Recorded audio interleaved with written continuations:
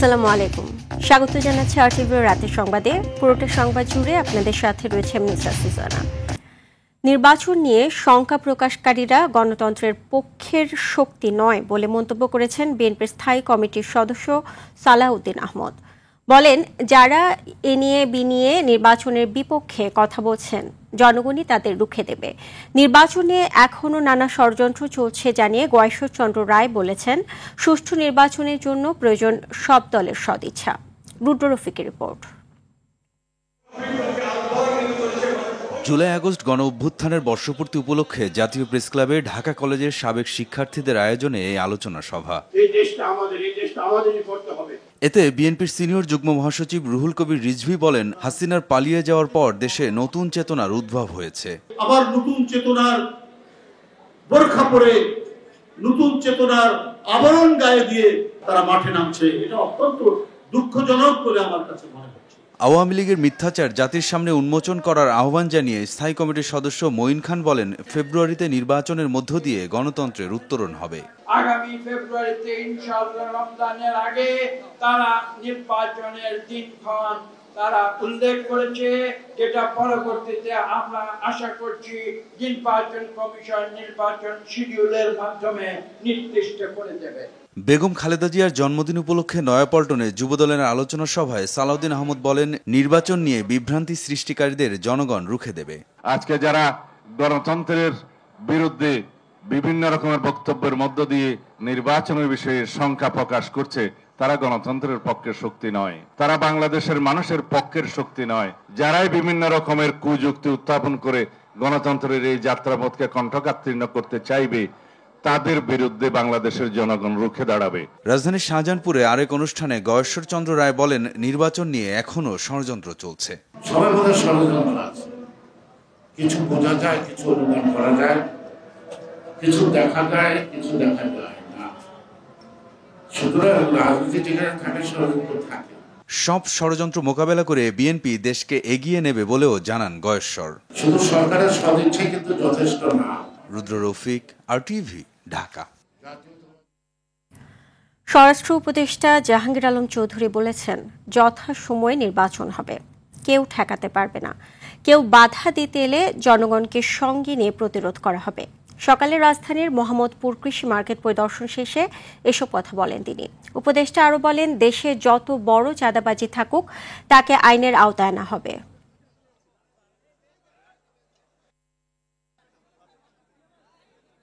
জনগণ যেসব নির্বাচনে মুখী হয়ে যাবে, কেউ এটার বাধা দিতে পারবে না। স্যার যেই তারিখে বলছে ওই তারিখে নির্বাচন হবে, যেই মাসে বলছে ওই মাসে নির্বাচন হবে।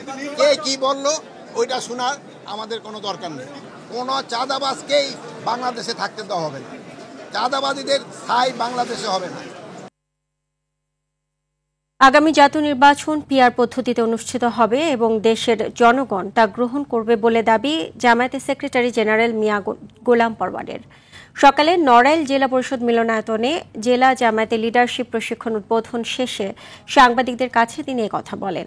তিনি আরও বলেন, অবাধ ও সুষ্ঠু নির্বাচনের জন্য পৃথিবীতে থাকা পদ্ধতিগুলোর মধ্যে পিআর সবচেয়ে গ্রহণযোগ্য ও নিরপেক্ষ।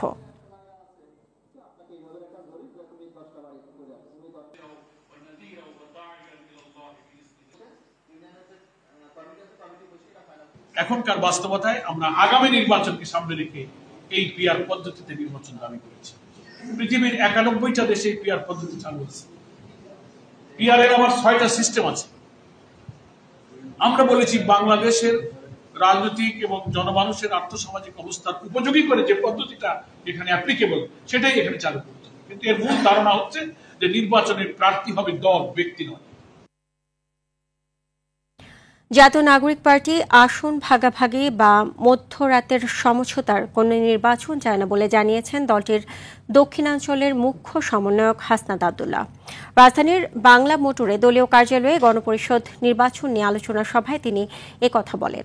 এ সময় সদস্য সচিব আখতার হোসেন সংস্কার ও গণপরিষদ নির্বাচনের আগে সংসদ নির্বাচন হলে আবারও রাজপথে আন্দোলনের হুঁশিয়ারি দেন।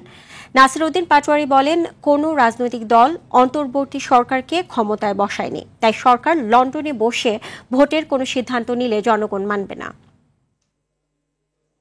আমরা আপনাদেরকে বলতে চাই, আসন দিয়ে আপনি তো এটা তো একটা মধ্যরাতের ইলেকশনই, যেখানে জনগণের সামনে কোনো অপশন নাই। আমরা তো এই নির্বাচন চাই না, আমরা কি আবার এই সমঝোতার নির্বাচন চাই?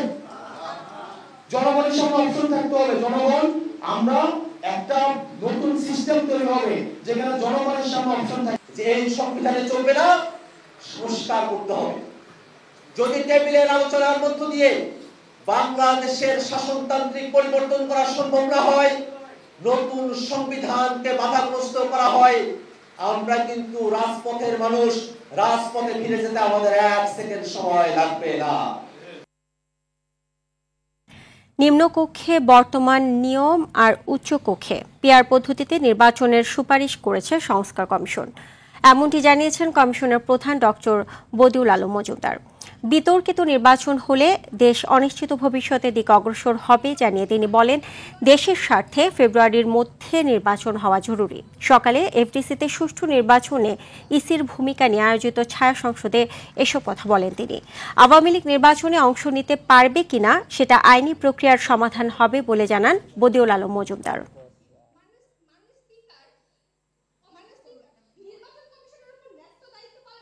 পিআর পদ্ধতিতে হলে এরকম অ্যাবসলিউট মেজরিটি পাওয়াটা দূর হবে। তাই কথায় কথায় সংবিধান সংশোধন করা, কথায় কথায় ওই যে নিবর্তনমূলক আইন পাশ করাটা দূর হবে। এটা চেকস অ্যান্ড ব্যালেন্স সৃষ্টি করবে। তো এটা হলো একটা কাঠামোগত সংস্কার। আওয়ামী লীগের কার্যক্রম স্থগিত করেছে এবং নির্বাচন কমিশন তাদের যে সিম্বল, তাদের যে প্রতীক, সেটা স্থগিত করেছে। এখন এই সিদ্ধান্ত আমি আশা করি আইনি প্রক্রিয়ায় এটা শুরু হবে এবং আওয়ামী লীগ নির্বাচন করতে পারবে কি পারবে না সেটা আইনি প্রক্রিয়া শুরু হবে এবং তার প্রেক্ষিতে সরকার এবং নির্বাচন কমিশন সেই সিদ্ধান্ত নেবে। রোহিঙ্গা সংকট সমাধানে মালয়েশিয়ার প্রভাব কাজে লাগাতে চায় বাংলাদেশ।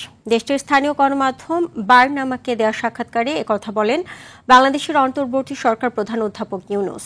মোহাম্মদ ইউনুস বলেন, রোহিঙ্গা শরণার্থী গ্রহণের ক্ষেত্রে মালয়েশিয়ার অভিজ্ঞতা ও আসিয়ানের নেতৃত্বপূর্ণ অবস্থান দেশটিকে এক অনন্য অবস্থান দিয়েছে, যা একটি বিস্তৃত আঞ্চলিক সমস্যা সমাধানে সহায়ক হতে পারে। তিনি আরও বলেন, দীর্ঘস্থায়ী এ মানবিক সংকট শুধু বাংলাদেশেই নয়, মালয়েশিয়া, থাইল্যান্ড ও ইন্দোনেশিয়া সহ আসিয়ানভুক্ত বেশ কয়েকটি দেশকে প্রভাবিত করছে। মিয়ানমারের রাখাইন রাজ্যে আরাকান আর্মি ও সরকারি বাহিনীর চলমান সংঘর্ষের কারণে রোহিঙ্গা শরণার্থী সংকট আরও তীব্র হয়ে উঠেছে বলেও সতর্ক করেন।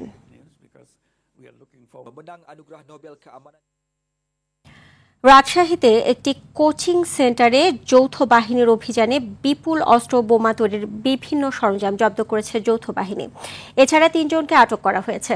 এছাড়া আরও অস্ত্রের অনুসন্ধানে পাশের পুকুরে নেমেছেন ডুবুরিরা। এ সময় ইংরেজি শিক্ষক মুনতাসিরুল আলম অনিন্দ, কোচিং সেন্টারের মালিক রবিন ও মোহাম্মদ ফয়সালকে আটক করা হয়। অনিন্দ রাজশাহী মহানগর বিএনপির সাবেক সহসভাপতি শফিউল আলমের ছেলে ও সাবেক মেয়র ও আওয়ামী লীগ নেতা এইচ.এম. খায়রুজ্জামানের আত্মীয়। অভিযানে সামরিক মানের দূরবীন ও স্নাইপার স্কোপ, 6টি দেশীয় অস্ত্র, 7টি বিদেশি ধারালো ডেগার, 5টি ওয়াকি টকি সেট, বিপুল দেশি বিদেশি কার্টিজ ও বিস্ফোরক তৈরির সরঞ্জাম উদ্ধার করা হয়। একটু আগে আমি এসে দেখি এই জায়গায় ভিড় আর শুনতেছি ডক্টর ইংলিশ কোচিংয়ে নাকি বিপুল পরিমাণ বিস্ফোরক মাদক অস্ত্র মজুদ ছিল। তার কোচিং সেন্টারে, এই কোচিং সেন্টারে কি কার্যকলাপ চালায় শুনলাম যে অস্ত্রশস্ত্র সব ধরা পড়েছে। সর্বশেষ অভিযানটা শেষ হচ্ছে দুপুরের দিকে। সেখানে একটি বিদেশি রিভলভার সহ বেশ কিছু বোমা তৈরির যে সরঞ্জাম হিসাবে এখানে নাইট্রোজেনের কিছু পাওয়া গেছে, জেল টাইপের পাওয়া গেছে এবং 3 জনকে আটক করা হয়েছে। সিরাজগঞ্জের শাহজাদপুরে রবীন্দ্র বিশ্ববিদ্যালয়ের স্থায়ী ক্যাম্পাস নির্মাণের দাবিতে গণ অনশন কর্মসূচি পালন করছে শিক্ষার্থীরা। এতে অসুস্থ হয়ে পড়েছেন 5 শিক্ষার্থী। এর আগে সকাল থেকে শিক্ষার্থীদের দাবির সঙ্গে একমত পোষণ করে প্রতীকী গণ অনশনে অংশ নেন শিক্ষক, কর্মকর্তা, কর্মচারী ও এলাকাবাসী। আন্দোলনকারীরা জানান, একটি স্বার্থান্বেষী মহল পরিবেশের দোহাই দিয়ে রবীন্দ্র বিশ্ববিদ্যালয়ের স্থায়ী ক্যাম্পাস প্রতিষ্ঠার বিরোধিতা করছে।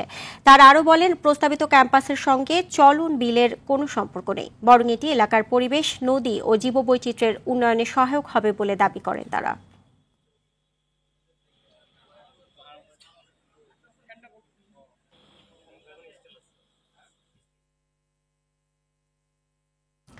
বেড়েই চলছে নারী ও শিশু নির্যাতনের ঘটনা। ভুক্তভোগীদের অনেকেই এসব নিয়ে থানায় অভিযোগ জানাতেও যায় না। তবুও বছরের প্রথম 5 মাসে ৯,১০০ নারী ও শিশু নির্যাতনের মামলা হয়েছে। নির্যাতনের শিকার হয়ে অনেক নারী বিবাহ বিচ্ছেদও যাচ্ছে।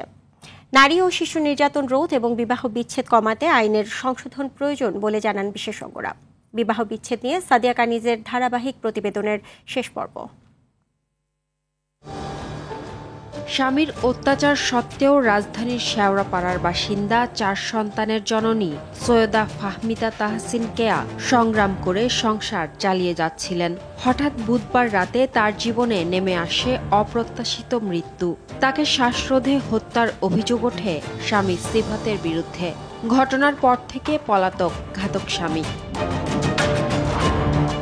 সারা দেশে এমন অসংখ্য ঘটনা প্রায়ই ঘটছে। স্বামীর অত্যাচার নির্যাতন সত্ত্বেও সন্তানদের ভবিষ্যতের চিন্তা অথবা পরিবার ও সমাজের চাপে অনেকেই মানিয়ে নিচ্ছেন। লজ্জা কিংবা ভয়ে ভুক্তভোগীরা এসব নিয়ে থানায় অভিযোগ জানাতেও চান না। তবুও দেশে বিচ্ছেদ হচ্ছে উদ্বেগজনক হারে। বাংলাদেশ পরিসংখ্যান ব্যুরোর তথ্য বলছে, শুধু শারীরিক নির্যাতনের কারণে 30% বেশি বিবাহ বিচ্ছেদ হয়। পুলিশের তথ্য মতে এবছর গড়ে প্রতি মাসে 1,800-র বেশি নারী ও শিশু নির্যাতনের মামলা হয়েছে। দিনে হচ্ছে 60টি। এবছর জানুয়ারি থেকে মে পর্যন্ত 9,000-এর বেশি নির্যাতনের মামলা হয়েছে। পুলিশ বলছে, নির্যাতনের প্রাথমিক পর্যায়ে অভিযোগ পেলে তাদের ব্যবস্থা নেওয়ার সুযোগ থাকে। তবে তালাকের মতো পরিস্থিতি গড়ালে অভিযোগ যায় পারিবারিক আদালতে। বিশেষ করে আমাদের ডিএমপির বিশেষায়িত women support and investigation desk রয়েছে, সেখানে কিন্তু মামলাগুলো খুব গুরুত্ব দিয়ে তদন্ত করা হয় এবং যে কোনো সহায়তার জন্য 999 বলেন, নিকটস্থ পুলিশ স্টেশনে যদি তারা যোগাযোগ করেন, আমরা প্রয়োজনীয় আইনি সহায়তা এবং পরামর্শ দিয়ে থাকি। বিবাহ তালাক নিবন্ধন আইনের অপব্যবহার ঠেকাতে আইনটি সংস্কারের তাগিদ দেন এই আইনজীবী। এই আইনগুলো সংস্কার করতে হবে। অপব্যবহার করছে, সঠিক ব্যবহার হচ্ছে না। তো সঠিক ব্যবহার করবার জন্য আপনাকে সেই ধরনের আইন তৈরি করতে হবে এবং আইনের প্রয়োগটাও সেভাবে করতে হবে। নারী ও শিশু নির্যাতন রোধ এবং বিবাহ বিচ্ছেদ নিয়ন্ত্রণ করতে মানবিক মূল্যবোধ, সহনশীলতা ও সুশিক্ষা নিশ্চিতের উপর জোর দেন বিশেষজ্ঞরা। সাদিয়া কানিজ, RTV, ঢাকা। নানা আয়োজনে সারা দেশে উদযাপিত হচ্ছে সনাতন ধর্মাবলম্বীদের অন্যতম প্রধান ধর্মীয় উৎসব শুভ জন্মাষ্টমী। এ উপলক্ষে রাজধানীতে বর্ণাঢ্য শোভাযাত্রার আয়োজন করা হয়। অশুভ শক্তির বিনাশ এবং মানব কল্যাণ কামনা করেন শোভাযাত্রায় অংশ নেওয়া ভক্তরা। এর আগে সকালে দেশের বিভিন্ন মন্দিরে অনুষ্ঠিত হয় গীতাযজ্ঞ। এ সময় মন্ত্রপাঠ ও আরতির মাধ্যমে দেশ ও জাতির মঙ্গল কামনা করা হয়। আরও জানাচ্ছেন রাকিব হাসান। সনাতন ধর্ম অনুসারে পৃথিবী থেকে পাপাচার দূর করতে মহাবতার রূপে মর্তে আসেন ভগবান শ্রীকৃষ্ণ। অষ্টমী তিথিতে দেবকীর গর্ভে জন্ম তার। দিনটিকে কেন্দ্র করে নানা আচার অনুষ্ঠান ও শোভাযাত্রায় মেতে ওঠেন সনাতন ধর্মাবলম্বীরা। এ উপলক্ষে বুধবার বিকেলে রাজধানীর পলাশীর মোড়ে কেন্দ্রীয় অষ্টমী শোভাযাত্রার উদ্বোধন করেন সেনাপ্রধান জেনারেল ওয়াকারুজ্জামান। ছিলেন বিমান বাহিনীর প্রধান air chief marshal Hasan Mahmud Khan ও নৌবাহিনীর প্রধান এডমিরাল মোহাম্মদ হাসান। আপনারা সবাই আনন্দ উৎসব করবেন এই ঢাকা শহরে। এটা একটা ঐতিহাসিক একটা অনুষ্ঠান ছিল। 19 শতকে এবং 20 শতকে এটা সবসময় হতো, তারপর এক সময় বন্ধ হয়ে গিয়েছিল, আবার শুরু হয়েছে। আমি আশা করি এবং ইনশাআল্লাহ এই উৎসব সবসময় জারি থাকবে। নানা বয়সী ও শ্রেণী পেশার মানুষ এই শোভাযাত্রায় অংশ নেন। কৃষ্ণের সাজে অংশ নিতে দেখা যায় অনেক শিশুকে। সাংবিধানিক অধিকার নিয়ে মান মর্যাদা সম্মানের সম্মান নিয়ে বাঁচতে পারেন, আমরা ভগবান শ্রীকৃষ্ণের সাথে এই প্রার্থনা করেছি। শোভাযাত্রাটি বিভিন্ন সড়ক ঘুরে বাহাদুর শাহ পার্কে গিয়ে শেষ হয়।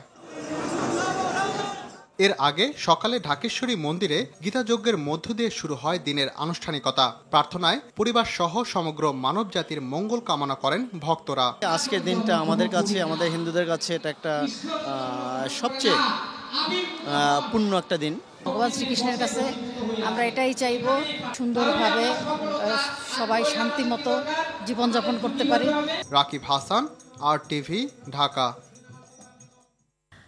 সারা দেশের হাসপাতালগুলোর কাঠামোগত পরিবর্তন করা দরকার বলে মনে করেন প্রধান উপদেষ্টার বিশেষ সহকারী সাইদুর রহমান। সব মানুষের জন্য সমান স্বাস্থ্যসেবা নিশ্চিত করে ন্যায়সঙ্গত মুনাফা করার আহ্বান জানান তিনি। আইন উপদেষ্টা আসিফ নজরুল গরিব রোগীদের অনর্থক টেস্ট দেয়া ও নির্দিষ্ট কোম্পানির ওষুধ বন্ধ করার পরামর্শ দেন। দুপুরে রাজধানীতে শহীদ আবু সাইদ ইন্টারন্যাশনাল কনভেনশন সেন্টারে আয়োজিত private hospital clinic and diagnostic owners অ্যাসোসিয়েশনের বার্ষিক সাধারণ সভায় এসব কথা বলেন তারা। মানুষ অনেক গরিব, এখানে লোকজন খুব গরিব আছে, বড় লোকদের গলা কাটানোর সমস্যা নাই। গরিব রোগীদেরকে 14-15টা টেস্ট দেওয়ার প্রক্রিয়া বন্ধ করান। প্রাইভেট ক্লিনিকে সবসময় ওষুধ কোম্পানির প্রতিনিধির জন্য নির্দিষ্ট টাইম থাকে ডাক্তারের। আপনারা ওষুধ কোম্পানির দালাল। ডাক্তাররা এই দেশে বড় বড় হসপিটাল ডাক্তাররা কি ওষুধ কোম্পানির মধ্যস্বত্বভোগী? কোন জায়গায় নামান আপনারা নিজেদেরকে? আপনাদের সকল ধরনের যে সকল আইনি বাধা আপনাদের বিকাশের জন্য বাধা হয়, যে সকল আইনি বাধা আপনাদের জন্য দুর্দশার কারণ হয়, আপনাদের দীর্ঘমেয়াদী দীর্ঘসূত্রিতার কারণ হয়, সেগুলো লিখিতভাবে জানালে আমরা নিশ্চিত করছি যেগুলো আমরা দূর করার জন্য কার্যকর ব্যবস্থা গ্রহণ করব। বিশ্বের অন্যতম iconic motorcycle brand royal Enfield প্রথমবারের মতো গ্লোবাল কমিউনিটি রাইডের ঐতিহ্য নিয়ে আয়োজন করল রয়্যাল এনফিল্ড রাইড আউট। উদ্বোধনী যাত্রায় অংশ নেন 140 জনেরও বেশি রাইডার, যার মাধ্যমে বাংলাদেশি বাইকারদের জন্য এক নতুন অধ্যায়ের সূচনা হলো। তেজগাঁওয়ের রয়্যাল এনফিল্ডের শোরুম থেকে শুরু হয়ে সমাপ্তি হয় পূর্বাঞ্চলের ছুটি রিসোর্টে গিয়ে। মোটরসাইকেল নির্মাণে 124 বছরের ঐতিহ্য নিয়ে রয়্যাল এনফিল্ড বাংলাদেশে যাত্রা শুরু করে ইফাদ গ্রুপের সাথে যৌথ অংশীদারিত্বে 2024 সালে রাজধানী ঢাকায় ফ্ল্যাগশিপ শোরুম ও উৎপাদন কারখানা উদ্বোধনের মাধ্যমে।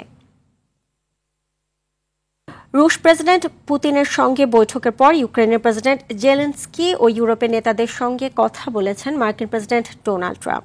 শনিবার এক প্রতিবেদনে এ তথ্য নিশ্চিত করেছে রয়টার্স। ফোনালাপে অংশ নেন ইউরোপীয় কমিশন প্রধান উর্সুলা ভন ডার লিয়েন, ন্যাটোর মহাসচিব মার্ক রুটো সহ জার্মানি, ফিনল্যান্ড, পোল্যান্ড ও ইতালির সরকারের প্রতিনিধিরা।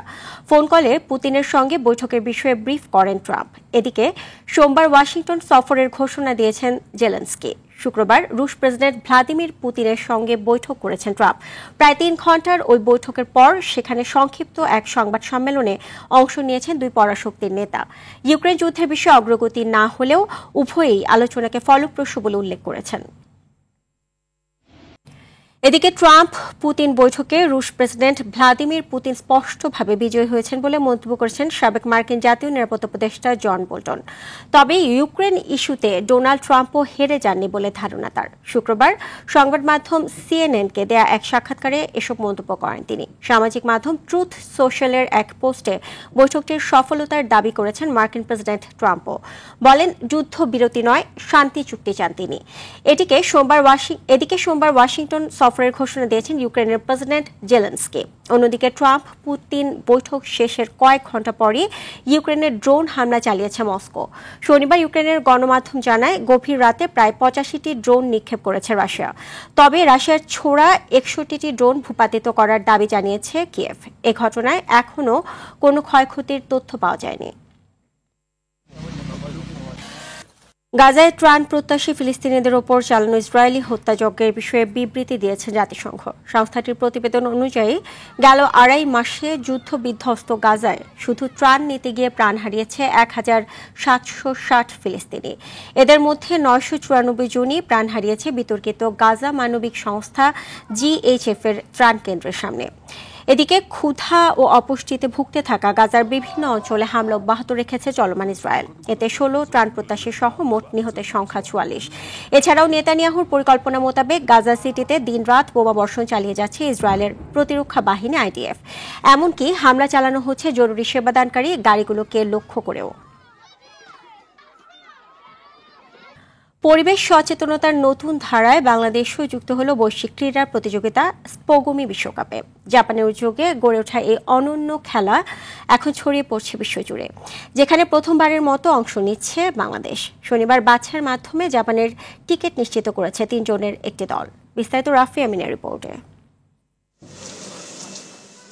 স্পোগমি নামটা একদমই অচেনা। মূলত জাপানিজ ভাষায় স্পো মানে খেলা আর গমি অর্থ আবর্জনা, অর্থাৎ আবর্জনা কুড়ানোর খেলা। মূলত পরিবেশ দূষণে বিশ্বের হুমকি কমাতেই এমন ইভেন্টের পরিকল্পনা। they support and organize.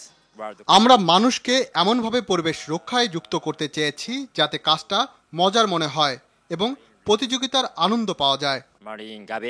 বিশ্বকাপের টিকিট পেতে উত্তরায় 7টি দলকে নিয়ে অনুষ্ঠিত হয় বাংলাদেশের বাছাই পর্ব। ইস্পোগমির দ্বিতীয় আসরে বাংলাদেশ সহ অংশ নেবে 30টি দেশ। যতটুকু ময়লা সংগ্রহ করতে পারবে সেগুলোকে আবার সেপারেট করা হবে 5টা ক্যাটাগরিতে, লাইক ডিসপোজেবল, নন ডিসপোজেবল, বার্নেবল, নন বার্নেবল, প্লাস্টিক, এরপরে সিগারেটের বার্স বা ক্যান। সো এই ভাগে ভাগ করে এগুলোকে আবার ওয়েট করা হবে, পরিমাণের উপরে আমরা আবার পয়েন্ট দিব। দলগুলো নিয়ম মেনেই শুরু করে বর্জ্য কুড়ানো। তাদের উৎসাহ দিতে উপস্থিত ছিলেন সাবেক ক্রিকেটার রকিবুল হাসান ও এভারেস্ট জয়ী বাবর আলী। বাছাইয়ে অংশ নিয়ে উচ্ছ্বসিত অংশগ্রহণকারীরাও। এই ধরনের প্রোগ্রাম আসলে আমাদের দেশের জন্য খুবই গুরুত্বপূর্ণ। সো আমাদের এই দূষণগুলো ঠেকানোর জন্য অবশ্যই আমাদের এই ধরনের ইনিশিয়েটিভ নেওয়া খুবই গুরুত্বপূর্ণ আমাদের পরিবেশ রক্ষার জন্য। এরপর ঘোষণা হয় বিজয়ী দলের নাম, যারা অংশ নেবে আগামী 29 অক্টোবর জাপানে শুরু হতে যাওয়া বিশ্ব আসরে। বিশ্বমঞ্চে বাংলাদেশকে প্রতিনিধিত্ব করা নতুন কিছু নয়। ক্রিকেট, ফুটবল কিংবা হকি, কাবাডিতে এই চিত্রটা বেশ পুরনো। তবে এবার প্রথমবারের মতো ভিন্নধর্মী এক খেলার মাধ্যমে বিশ্বমঞ্চে উঠবে লাল সবুজের পতাকা, যেখানে জয়ের চেয়ে বড় লক্ষ্য বিশ্বকে দূষণমুক্ত করার। রাফি আমিন, RTV, ঢাকা। রাতের সংবাদ এই পর্যন্তই। মধ্যরাতের সংবাদ 1টায় দেখার আমন্ত্রণ রইল। এতক্ষণ সাথে থাকার জন্য ধন্যবাদ সবাইকে।